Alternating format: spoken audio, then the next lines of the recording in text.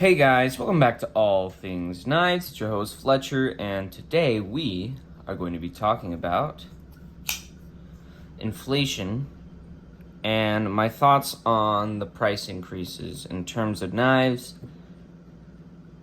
I felt like this is something I should talk about because as someone who loves this hobby and specifically loves American-made knives, the other day at work, we had another price increase on the Benchmades that hasn't hit the big online retailers like Blade HQ, Knife Center yet, but we're a big enough seller to where it's going to affect enough people. And it's going to hit those online sellers pretty soon. So, for example, I just checked Blade HQ, and this bug out right here, right now, was $144. What it went up to was $162.99. Another example is the Mini Adamas. That is $225, went up to $250.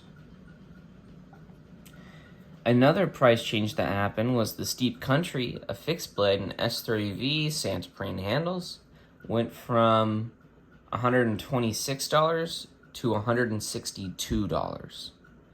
Okay, and that's because all the steel prices went up last month, and Peter's Heat Treat is increasing their cost for heat treatment. So if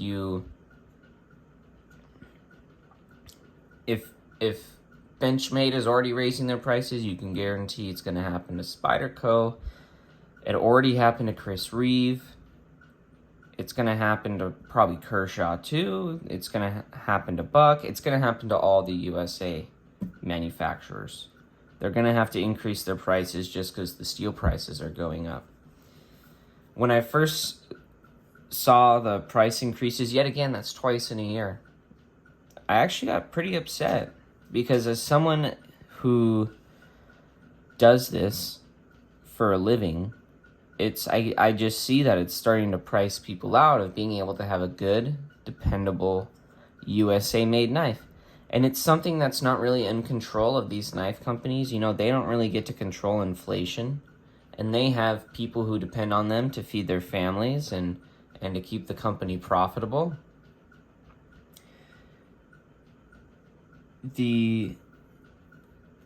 What does suck is, as someone who does this, I mean, it makes videos on it, I'm starting to get priced out too. And I'm just starting to not see the value there anymore. Like, I love the bug out, but could I tell you that you're getting $162 worth of performance? It's starting to get hard to justify it. So the thing is if these price increases keep coming, I'm going to have a hard time being able to either get knives for videos. Good thing I already have a good amount. But what that means, too, is for the new knife person, you know, when they come to get a good USA-made knife, and they ask me, why is it so expensive? I always tell them the materials. But now what do I say? Because I don't feel like the value is there anymore. You're not getting the value. Because, for example, the Rat 2, right, is still $40. It is still $40 for a Rat 2. So this is $120 more. Now, am I going to tell you that S30V and FRN is worth $162, or in the case of the coated ones, $171? I'm having a hard time being able to say, yeah, go ahead, do that. No, because you can get a Kershaw Blur for $80 that has S30V on it, and just as good of a warranty as the Benchmade one. Now, when the price increased at the beginning of the year, I was okay with it. I was like, okay, yeah, these are still somewhat at a good value, but the fact that they're going up again is it's even more ridiculous. And I feel conflicted. Because I want to be able to show you guys knives that are good value, but the American companies are starting to price themselves out of being in that range. Yes, I want to support American jobs and American manufacturing, but that also has to be a caveat. It has to be affordable enough for an American to afford it. It has to be a good enough value to an American. Because there's other places that treat their workers well, like Victorinox. They treat their workers well. And their knives are reasonably cost. Now, they're not they don't have the newest steel on them or anything like that, but they perform well and they do their job amazingly. Or Kershaw, they're kind of mid-range. Even with the price increase, I bet the leak will still be $70, $80, which is still a great value. I mean, $60 is already a great value for this knife. That's USA made with 14C28N. I mean, if you buy them from Walmart, they're cheaper than a Civivi or a Wii knife with the 14C28N on it. So, another thing too is companies like Leatherman that use budget materials but make a premium multi-tool. Their prices are going to go up too. The Skeletal will probably be over $100 now. The Skeletal CX, if I had to guess. I mean, this is full steel construction, so steel prices are going up. Everything is going to go up. So these prices and these values that we were used to before, only time you're going to see them is during a sale. It's kind of gone. It's kind of ushering out an age of almost like a golden age of cutlery is kind of, I'd say it's still there. We're still getting tons of innovation. It's just the value from the beginning of that is kind of starting to go away. Because I know this bug out used to be $126. So it's seen a $40 increase, but it's gotten the same materials. So can you really tell me that you're getting $40 more worth of value for this knife? Now, don't get me wrong, I love the bug out, but are you really getting $40 more value out of this?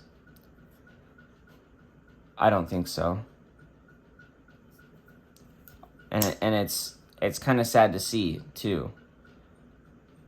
Some responses to this that companies could take would be establish USA made budget lines with some Nitro V on them, FRN handles, do them in the same models you normally do, and that'll get the price back to where it used to be. But it's starting to get to the point now where with these price increases that the value for these American made knives is going to be hard for me to sell them, right? And it's hard for me to buy them because it's starting to just get ridiculous. Yeah, they have lifetime warranties.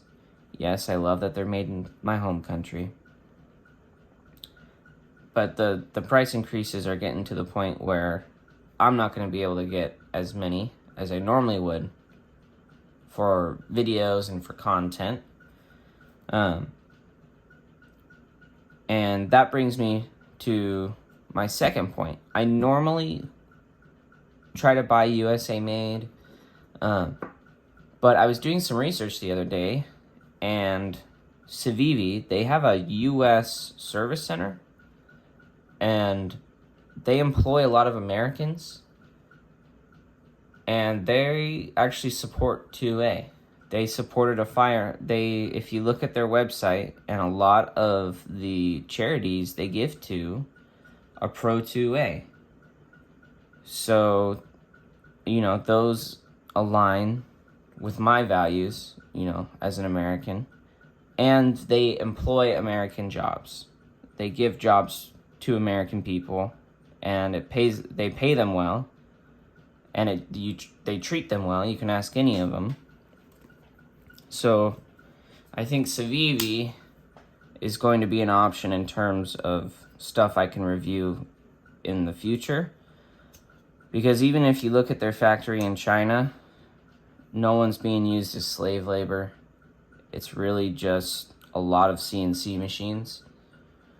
So, I'll stay away from the other brands, but in my book, Civivi, I can see now why a lot of the U.S. designers have partnered with them.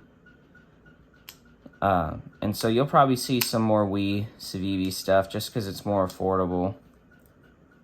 But I also see that in terms of my conscience, I can kind of rest kind of easy because they're the USA Service Center and the people of Civivi USA are good people, and they support veterans. They support U.S. veterans and Second Amendment, which is pretty good. So I'm gonna kind of be going with them. You'll probably start to see not as many Benchmades. I don't know what the Spyderco price increase will be like. I love me some Spydercos, and they're already a better value than the Benchmades, so you'll probably still see Spydercos. But in terms of Benchmades, probably be slowing down buying those just because, sadly, what I feel like in terms of the value, just because of inflation, I feel like it's losing the great deal it feels like you were getting. You were getting a USA-made knife. Because I'll show you an example, or I'll tell you an example. The Meat Crafter with the carbon fiber and the orange G10, or sorry, not orange G10, carbon fiber handles, orange Cerakote. That used to be $315, and it just went up to $405. That's a $90 price increase. That's ridiculous. That's absolutely ridiculous.